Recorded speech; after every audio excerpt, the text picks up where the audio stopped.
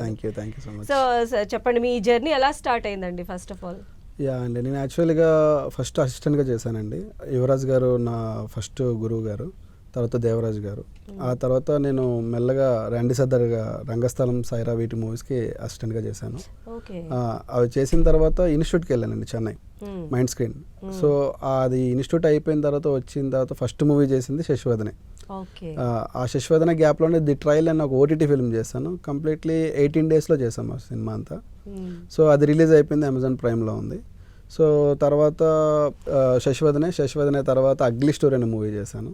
So ugly story తర్వాత సప్తగిరి శత్రువుది ఒక action comedy చేసాం, టైటిల్ ఇంకా పెట్టలేదు.